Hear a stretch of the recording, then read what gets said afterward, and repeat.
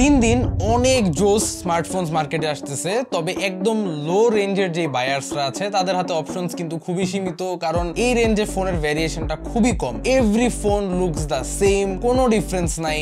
So এই ব্যাপারটা কিন্তু হতাশাজনক। যারা একদম লো রেঞ্জে 10,000 টাকার আশেপাশে ফোন খুঁজতেছেন তাদের জন্য একটা গুড নিউজ হচ্ছে প্রোটনের এই ইনফিনিটি 8 ফোনটা একটা কমপ্লিটলি ডিফারেন্ট লুক অফার করে compare to all the other phones in the market. যেমনটা আমার হাতে দেখতেই পারতেছেন, ফোনটার প্যাকেজিং এর উপরে কিন্তু দেখা যায় ফোনটার রিয়ার সাইডের লেআউটটা লুকস কোয়াইট প্রিমিয়াম। 10,000 টাকা প্রাইস রেঞ্জের আশেপাশে এই ধরনের লুকসের একটা ফোন, তার মধ্যেই থাকছে বিশাল একটা 6.88 ইঞ্চের ডিসপ্লে, তাও আবার 120 হার্টজ রিফ্রেশ রেটের। And as you can see ফোনটা কিন্তু আমার হাতে টোটালি ইনট্যাক্ট অবস্থায় রয়েছে। সো চলেন আর দেরি না করে এটার আনবক্সিং শুরু করা যাক।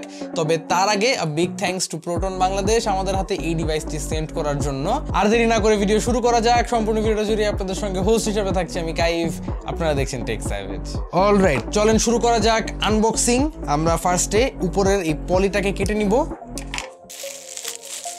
অলরাইট, হাতে এসে গেল অ্যাকচুয়াল ডিভাইসের বক্সটা। এখানে একটা স্লাইডিং ডিজাইন করা হয়েছে বক্সটার জন্য। সো আমরা উপরের কভারটাকে সিম্পলি স্লাইড করে এইভাবে খুলে নিতে পারবো। তারপরে আরো একটা প্যাকেজিং ভিতরে এখানে আমি দেখতে পারতেছি আরো কিছু ইনট্যাক্ট সিল করা আছে। এই সিলগুলোকে আমরা কেটে নেই। Okay, moment of truth. ফার্স্টে আমরা পেয়ে যাচ্ছি আমাদের ডিভাইসটা। Let's take it out. And এই হচ্ছে সেই ম্যাসিভ ক্যামেরা বাম্প, হাতে দেখতেই পারতেছেন। উপরের এই প্লাস্টিক পিলটা খুলে নিলেই আমরা হাতে পেয়ে যাচ্ছি actual phone. And so far এটা হাতে নেওয়ার পরপরই একটা অস্থির ফিলিং দেয়, কজ ফোনটা কিন্তু ম্যাসিভ। আমার হাতে আছে এটার ব্ল্যাক কালার ভ্যারিয়েন্টটা, দেখতে কিন্তু এক কথায় পুরাই অস্থির। বটম পার্টটার মধ্যে কিছু খুবই কুল ডিজাইনিং করা, আর ক্যামেরা হাউজিংটা তো মানে একটা eye catching part for sure. যাই হোক, ফোনটাকে আমরা সাইডে রাখি, বাদ বাকি বক্স কন্টেন্টস আমরা একটু দেখে নিই। উপরের এই লিডটা খোলার পরে একটা আলাদা ধরনের কম্পার্টমেন্টে আমরা পেয়ে যাচ্ছি একটা কেস। চলেন কেসটাকে একটু দেখে নেওয়া যাক। ও, কেসের সঙ্গে কিন্তু তারা একটা প্লাস্টিক প্রোভাইড করতেছে, এটা ফোনের স্ক্রিনকে একটা বেসিক প্রোটেকশন দিবে। So that's good. আর এটা ছাড়া থাকতেছে একটা খুবই গুড কোয়ালিটি প্লাস্টিক কভার। এটা একটা clear case, soft shell, not a hard one. এটাকে আমরা রাখি সাইডে।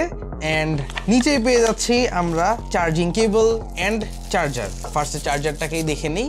চার্জারটা হচ্ছে এখানে একটা ব্ল্যাক কালারের চার্জার। এটা একটা 12 ওয়াটের charger as you can see. তাছাড়া ম্যাচিং ব্ল্যাক কালারের এখানে একটা গুড কোয়ালিটি কেবল দেওয়া হচ্ছে। It's not braided definitely, but একটা চার্জিং কেবল পাচ্ছেন আপনারা বক্সের ভিতর। তাছাড়া ফাইনালি আমরা এখানে দেখতে পাচ্ছি একটা warranty paper and that's about it. Okay, আমরা টেবিলটা একটু ক্লিন করে নিলাম। চলেন আমরা ফোনটাকে শুরুতে অন করে নেই। পাওয়ার বাটন প্রেস করা মাত্রই স্ক্রিনে কিন্তু অ্যান্ড্রয়েড অ্যান্ড প্রোটনের লোগোটা চলে আসছে অলরেডি। ফোনটা কিন্তু ম্যাসিভ, মানে একটা হিউজ ফোনের মতো ফিল দেয়। ডিসপ্লেটা ম্যাসিভ একটা ডিসপ্লে, এখানে 6.88 ইঞ্চের। অ্যান্ড চলেন আমরা আসলে এটার ফোনটার সেট আপটা ডান করে ফেলি।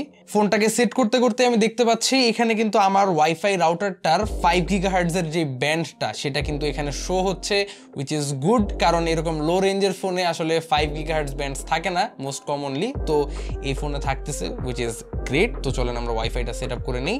আর সবার প্রথমে একটা জিনিস আমার অ্যাটেনশন গ্র্যাব করতেছে, যা হচ্ছে এটার রিফ্রেশ রেটটা। এই ফোনে কিন্তু একটা 120 হার্টজ রিফ্রেশ রেটের ডিসপ্লে আছে, ক্লেম করছে প্রোটন, যে কারণে এটার মধ্যে একটা ফ্লুইড স্মুথ টাইপের এক্সপিরিয়েন্স পাওয়া যায়, উইচ ইজ গ্রেট। ডিসপ্লেটার শার্পনেস এমনিতে ঠিকঠাক। এটা কিন্তু একটা 720p ডিসপ্লেও না, তার চেয়ে একটু বেশি আসলে, মানে 720p অ্যান্ড 1080p এর মাঝামাঝি কোথাও। তবে ডিসপ্লেটা অনেক বড় হওয়াতে শার্পনেসটা ওইরকম ভাবে চোখে পড়ে না, বাট ইটস নট ব্যাড। চারিপাশে বেজেলস গুলো একটু নোটিসেবল, বাট একটা 10,000 টাকার আশেপাশে ফোনের মধ্যে আসলে বেজেলস নিয়ে কমপ্লেন করার কোনো সুযোগ আমার নাই। এমনিতে এটার মধ্যে একটা ওয়াটার ড্রপ নচ আপনারা পাচ্ছেন, যদিও 2025 সালে এসে নচের ব্যাপারটা একটু আউটডেটেড হয়ে গেছে, বাট এই ধরনের আরো চিপার ফোনস গুলা এই নচের ব্যাপারটা এখনো ধরে রাখছে। Honestly I don't mind it. একটু বাজেট ফোনের মধ্যে ওয়াটার ড্রপ নচ মেনে নিতে খুব একটা কষ্ট হওয়ার কথা না কারোই। লেটেস্ট অ্যান্ড্রয়েড 15 চলতেছে এখানে, অ্যান্ড ইউআইটাও কিন্তু একদম স্টক অ্যান্ড্রয়েড ইউআই, যে কারণে এটার স্মুথনেসটা খুব ভালো, কারণ stock Android is very well optimised. ক্যামেরার কথা যদি আমরা আসি, এখানে রিয়ার সাইডে what looks like to be a 4 camera housing, but এখানে সত্যিকারে কিন্তু একটাই ক্যামেরা আছে, যা একটা 50 মেগাপিক্সেল মেগাপিক্সেলের সেন্সর, বাদ বাকি দুইটা housing just for show and the last one is a flash light. তবে ভাই এই ফোনটার রিয়ার সাইডের যে লুকটা দিছে এটা জাস্ট অতুলনীয়, এক কথায় মানে 10,000 টাকার ফোনে এই ধরনের একটা ডিজাইন ইজ ভেরি আনএক্সপেক্টেড। দূর থেকে দেখলে ভিভো X200 বলে অনেকেই ভুল করবে, আই এম শিওর। সো এই ধরনের একটা প্রিমিয়াম লুক দিতে পারছে যে তারা এই ধরনের বাজেট একটা ফোনে, এটা আসলে খুব অ্যাপ্রিসিয়েট করার মতো একটা ব্যাপার। আর প্রোটন এই ইনফিনিটি 8 ডিভাইসটার ক্ষেত্রে একদম মেইন জায়গাগুলোতে গিয়ে ধরছে, কারণ এই ধরনের বাজেট ফোনগুলোতে মানুষ চাই একটা বড় ডিসপ্লে থাকবে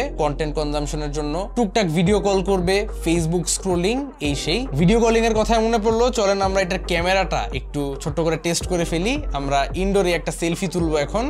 আর ক্যামেরা ইউআইটা এখানে খুবই বেসিক, একদম স্টক ইউআই টাইপের একটা ফিল দেয়। তবে এখানে একটা পোর্ট্রেট মোড আছে, চলেন আমরা একটা পোর্ট্রেট সেলফিও তুলে ফেলি। অলরাইট, ফোনের ডিসপ্লেতে ছবিগুলো দেখতে এখানে খারাপ লাগতেছে না, অন স্ক্রিন আপনারা ছবিগুলো দেখতে পারতেছেন।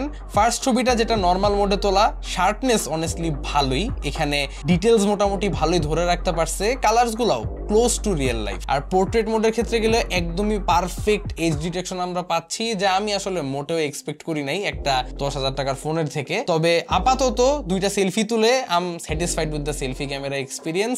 এমনিতে rear camera samples and everything জানার জন্য আপনার অবশ্যই ফুল রিভিউটার জন্য অপেক্ষা করতে হবে। তাছাড়া এই ফোনটার সিকিউরিটি সিস্টেম কিন্তু যথেষ্ট পরিমাণ স্ট্রং। এখানে একটা সাইড মাউন্টেড ফিঙ্গারপ্রিন্ট স্ক্যানার তারা দিচ্ছে, তার পাশাপাশি ফেস আনলকের সুবিধাও কিন্তু এখানে থাকছে। ফোনটার ফিঙ্গারপ্রিন্ট স্ক্যানারটা আমি এই মুহূর্তে সেট আপ করে নিচ্ছি, যাতে এখানে অন স্পট একটা ফিঙ্গারপ্রিন্টের স্ক্যানার টেস্ট করতে পারি আমরা। And alright, we are done, চলেন একটা টেস্ট করে ফেলি। And it's quite fast actually. আমি এখানে স্ক্যানারটা আমার কোনো ফিঙ্গারপ্রিন্ট মিস করতেছে না, এন্ড মোটামুটি ভালো ফাস্ট একটা আনলক স্পিড আমরা দেখতে পাচ্ছি।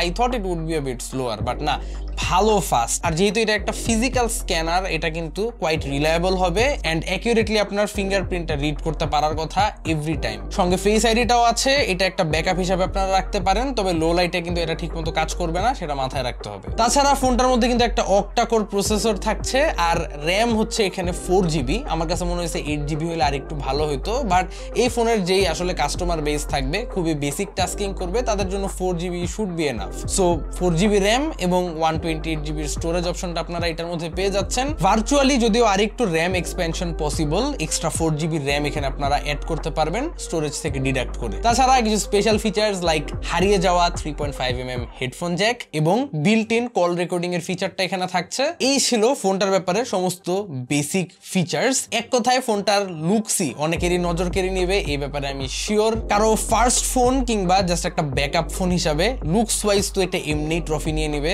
তবে বাদবাকি দিক থেকে এটা আসলে কেমন পারফর্ম করে ডে টু ডে ইউসেজের ক্ষেত্রে, এটা কি আদৌ রিলায়েবল কিনা, তাছাড়া ক্যামেরা টেস্ট, আমরা সবকিছুই করব আমাদের ফুল রিভিউ ভিডিওটায়। খুব শীঘ্রই চলে আসবে চ্যানেলে। যদি ফুল রিভিউ ভিডিওটা মিস না করতে চান, চ্যানেলে সাবস্ক্রাইব করে রাখতে ভুলবেন না। আশা করি আবারও দেখা হবে আগামী কোনো ভিডিওতে। Till then, have a nice day, piece.